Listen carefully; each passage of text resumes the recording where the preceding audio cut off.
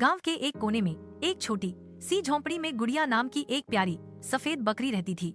उसकी आंखों में शरारत थी, चाल में नटखटपन और दिल में खोज की चाह। हर सुबह वह बच्चों के पीछे दौड़ती, खेतों में चरती और रात को एक थकी हुई मुस्कान के साथ घर लौटती। गांव में ही एक कुत्ता रहता था, शेरू। लंबा, ताकतवर और बेहद सतर्क। वह गांव का चौकीदार था। दिन भर गांव की निगरानी करता और रात को गश्त पर निकलता। गांव के जानवर उससे डरते थे, लेकिन गुड़िया नहीं।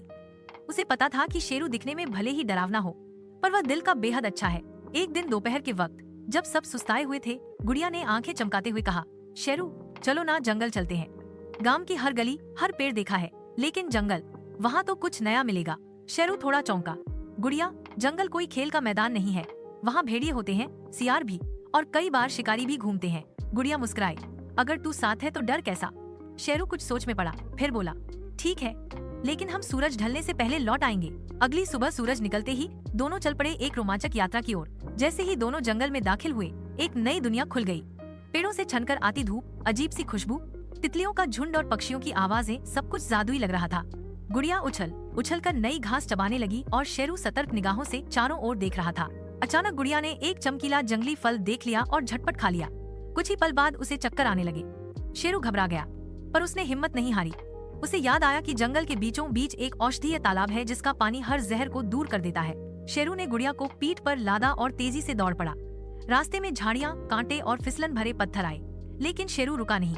आखिरकार वह तालाब तक पहुंचा और गुड़िया को उसमें पानी पिलाया। थोड़ी देर में गुड़िया की हालत सुधर गई। शुक्रिया शेरू, उसने धीमे से कहा। शेरू ने सिर हिलाया।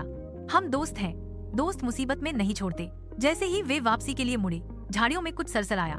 3 भेड़िए अचानक उनके सामने आ गए, आंखों में भूख, दांतों में लार। वाह क्या नसीब है, पहला भेड़िया बोला। शिकारी खुद चलकर आए हैं। शेरू गुर्राया, दूर रहो नहीं तो पछताओगे। लेकिन भेड़िए 3 थे और शेरू अकेला। गुड़िया डर गई, लेकिन वो भी बेवकूफ नहीं थी। वह चुपचाप एक ओर खिसकी और सूखी लकड़ियों और पत्तों की ढेर के पास पहुंच गई। वहीं एक चकमक पत्थर पड़ा था। गांव के बच्चों से उसने देखा था कि कैसे आग जलाते हैं। उसने 2 पत्थरों को रगड़ा, पहले धुआं, फिर हल्की चिंगारी और फिर आग। जैसे ही आग की लपटें उठी, भेड़िए चौंक गए। शेरू ने मौके का फायदा उठाया। एक भेड़िए को जोर से काटा, दूसरा आग देखकर भागा और तीसरा भी चीखता हुआ जंगल में भाग गया।